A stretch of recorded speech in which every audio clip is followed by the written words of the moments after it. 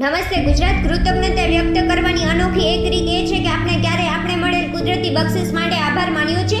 જો આપણે એની ગણતરી કરવા બેસીએ તો સમજાશે કે એ લિસ્ટ અગણિત છે. શરૂઆતમાં તમને એમ લાગશે કે એવું થોડું હોય, પરંતુ આપણા મહાન વૈજ્ઞાનિક આઈન્સ્ટાઈને પણ પોતાની જાતને સવાલ પૂછ્યો, કેમ, શા માટે હું આ વ્યક્તિ કે વસ્તુ માટે કૃતજ્ઞ છું? તો તમે પણ આ જ રીતે શરૂઆત કરી શકો છો, જેમાં આ 4 વાક્યોનો પણ ઉપયોગ કરી શકો છો. આ એક સિક્કાની બે બાજુ જેવું છે. એક સાઈડ આપણે મળેલ વરદાન વિશે વિચારીએ અને બીજી બાજુ એ વિચારવાનું બંધ કરી દઈએ અથવા શરૂ જ ના કરીએ. આપણામાંથી મોસ્ટ ઓફ ધ પીપલ, અને 3 મહિના પહેલા હું પણ આમાં જ આવતી, પરંતુ મને લાગ્યું કે આમ કંઈ ન કરવાથી લાઈફ એઝ ઇટ ઇઝ જાય જ છે, તો કેમ ના હું પણ રોન્ડા બન અને આઈન્સ્ટાઈનની જેમ સિક્કાની પહેલી બાજુ ટ્રાય કરી જોઉં. અને એનું રિઝલ્ટ તમે અત્યારે જોઈ જ શકો છો કે હું તમારી સામે બોલી રહી છું. તો દરેક વરદાનને યાદ કરી 3 વખત થેન્ક યુ, આભાર, શુક્રિયા બોલો અને કૃતજ્ઞતાનો અનુભવ કરો, કારણ કે સાચા દિલની લાગણીઓને ભાષાની સીમા નડતી નથી. તો આજે જ જણાવો કે તમે સિક્કાની કઈ બાજુ પસંદ કરશો. આપણે હંમેશા મારી પાસે આ નથી, પેલું નથી